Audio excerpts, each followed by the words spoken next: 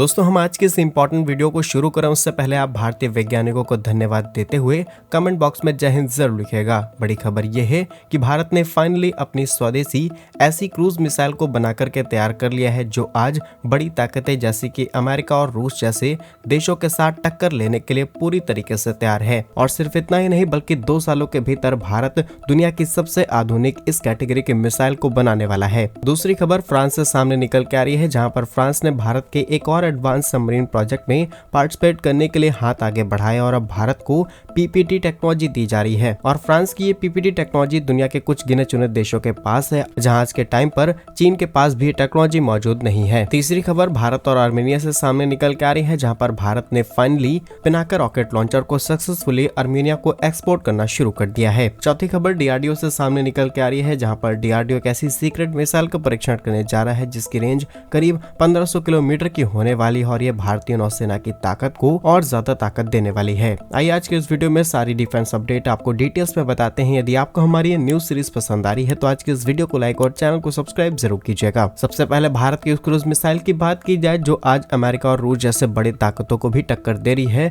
वो है भारत की निर्भया मिसाइल। आप जानते होंगे कि इस मिसाइल को करीब 2013 में भारत ने टेस्ट करना शुरू किया और तब से लेकर अब तक इसके कई टेस्ट किए जा चुके हैं, लेकिन मल्टीपल टेस्ट में ये मिसाइल फेल हुई। इसके बावजूद भी भारतीय वैज्ञानिकों ने हिम्मत नहीं हारी और इतने फेल अटेम्प्ट्स के बावजूद भी इसे पूरी ताकत के साथ रीस्टार्ट किया गया और आज फाइनली करीब 10 सालों की मेहनत के बाद एक बार फिर निर्भया मिसाइल सिस्टम भारत ही नहीं बल्कि पूरी दुनिया की सबसे बेस्ट मिसाइल बनने वाली है। अगर भारत की इस मिसाइल का कंपैरिजन किया जाए रशिया की कैलिबर और अमेरिका के टॉमहॉक के साथ, तो ये सभी मिसाइल्स लगभग सेम रेंज के साथ आती हैं, लेकिन कुछ ऐसी खासियत है जो कि भारत की मिसाइल में आपको देखने को मिलेगी। अगर रशिया की बात की जाए तो रशिया की मिसाइल रेंज करीब 1500 किलोमीटर की है, अमेरिका की रेंज भी 1500 किलोमीटर की है। लेकिन जैसे जैसे इन मिसाइल्स की रेंज बढ़ती चली जाती है, इनका वेट और इनकी लेंथ भी बढ़ती चली जा रही है। जहां रशियन मिसाइल की बात की जाए तो 2300 किलोग्राम की है, अमेरिका की 1600 किलोग्राम की, वहीं भारत की मिसाइल सिर्फ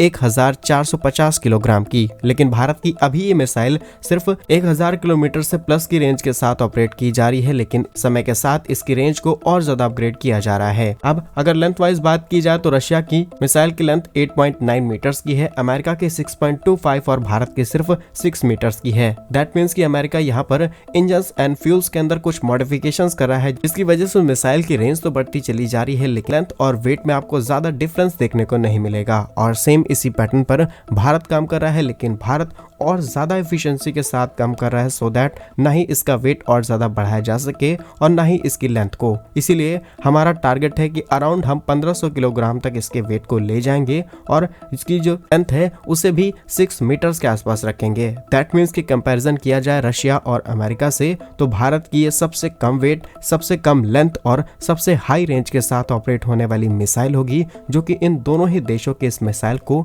टक्कर देने वाली है। और आप जानते होंगे कि समय समय पर आर्मेनिया हो, इजराइल हो या फिर तमाम यूरोपीय देश, इन्होंने भारत से कई बार हथियार खरीदने को लेकर के बात आगे बढ़ाई है और कई बार भारतीय हथियारों की तारीफ की गई है। और ऐसी नहीं, दुनिया के ताकतवर देश भारतीय हथियारों की तारीफ करते हैं। ये क्वालिटीज जो हमने आपको बताई, इससे आप इन बातों का अंदाजा खुद लगा सकते हैं। दूसरी खबर फ्रांस से सामने निकल के आ रही है, जहां पर फ्रांस भारत के प्रोजेक्ट 76 के तहत अब सबसे एडवांस सबमरीन टेक्नोलॉजी भारत के हाथ में सौंपने जा रहा है। और अभी तक आप देख पा रहे होंगे कि भारत के ऑलरेडी प्रोजेक्ट 75I के तहत जर्मनी और स्पेन जैसे देश रेस लगा करके आगे चल रहे हैं। इसीलिए फ्रांस ने उस प्रोजेक्ट में हाथ डालने की बजाय भारत के एक और नेक्स्ट जनरेशन प्रोजेक्ट, जिसे हम प्रोजेक्ट 76 कहते हैं, इसमें हाथ डाल दिया है। अगर बेसिकली इस प्रोजेक्ट की डिटेल्स की बात की जाए तो इस प्रोजेक्ट के तहत हम सबमरीन्स की जो डिस्प्लेसमेंट है उसको और ज्यादा करना चाहते हैं। दैट मीन्स कि सबमरीन्स की ताकत को बढ़ाया जाएगा और डिस्प्लेसमेंट को करीब 3000 टन तक किया जाएगा, क्योंकि अभी भारत के अंदर जो सबमरीन्स ऑपरेट की जा रही हैं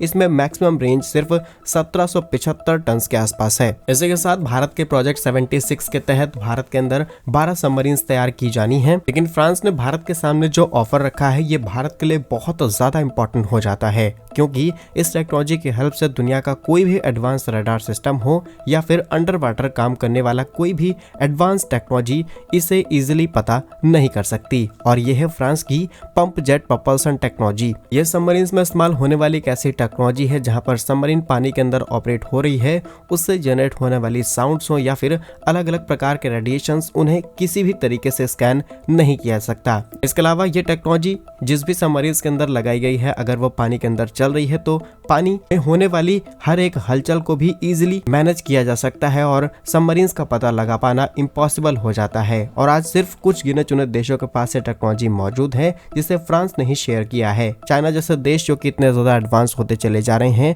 अभी भी इस कैटेगरी में खुद को डेवलप नहीं कर पाए हैं। इसके अलावा दुनिया में एक और टेक्नोलॉजी बहुत ज्यादा पॉपुलर है, दैट इज AIP यानी कि एयर इंडिपेंडेंट प्रोपल्सन सिस्टम। पहले भारत भी इस टेक्नोलॉजी को लेकर के अलग अलग देशों पर डिपेंडेंट था, लेकिन रिसेंटली DRDO और LNT के हेल्प से इसे भारत के अंदर तैयार किया जा चुका है और जल्द ही इस PPT टेक्नोलॉजी को भी हम तैयार कर लेंगे। लेकिन फिलहाल के लिए जब हमें अर्जेंट जरूरत है तो डेफिनेटली फ्रांस का ऑफर हमें एक्सेप्ट कर लेना चाहिए। आपके हिसाब से भारत को ये फ्रांस का ऑफर एक्सेप्ट करना चाहिए या फिर नहीं, कमेंट्स में आंसर जरूर कीजिएगा। नेक्स्ट इंपॉर्टेंट अपडेट की बात की जाए तो भारत के डिफेंस एक्सपोर्ट लगातार बढ़ते चले जा रहे हैं और कुछ समय पहले ही लगभग 2 साल पहले भारत और आर्मेनिया के बीच में पिनाका रॉकेट लॉन्चर को लेकर के एग्रीमेंट साइन किया जाता है और अब फाइनली खबर सामने निकल के आ चुकी है कि भारत ने इन एक्सपोर्ट्स को शुरू कर दिया है। और ये खबर भी आपको हैरान कर सकती है क्योंकि आज सिर्फ आर्मेनिया ही भारत से बड़े हथियार नहीं खरीद रहा, बल्कि अमेरिका और फ्रांस जैसे भी कुछ ऐसे देश हैं जो भारत के डिफेंस एक्सपोर्ट की सबसे बड़ी डेस्टिनेशन है। और भारत के इस पिनाका रॉकेट सिस्टम को खरीदने के लिए अब कई और देशों की लाइन लग चुकी है, जिसमें दक्षिण पूर्व एशिया और तमाम यूरोप के देश शामिल हैं। जल्द ही इन देशों से भी खबर सामने निकल के आ सकती है कि भारत इन्हें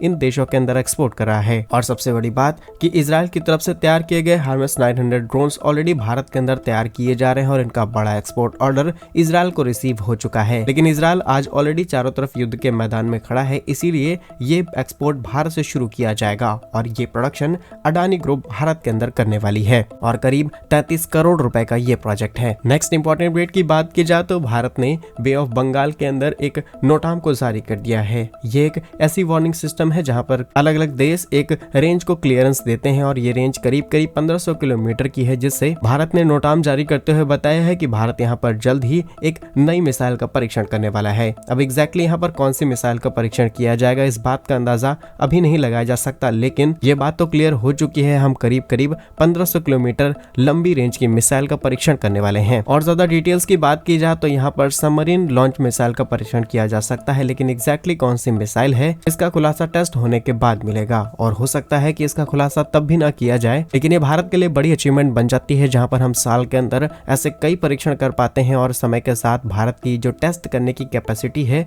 ये और ज्यादा बढ़ती चली जा रही है। दैट मीन्स कि चाहे DRDO हो या फिर मिनिस्ट्री ऑफ डिफेंस में काम कर रही अलग अलग ऑर्गेनाइजेशन ये नए नए इक्विपमेंट्स बना करके तैयार कर रही हैं। लेकिन आज भी अगर ग्लोबली कंपैरिजन किया जाए भारत का तो हमें और ज्यादा मेहनत करने की जरूरत है और हम इसमें और ज्यादा सक्सेसफुल हो जाएंगे। क्या कुछ कहना है आपका इस खबर पर, हमें कमेंट्स में जरूर बताइए। भारत कैसे ही वीडियोस पाने के लिए वीडियो को लाइक, चैनल को सब्सक्राइब जरूर कीजिए। वंदे मातरम, भारत माता की जय।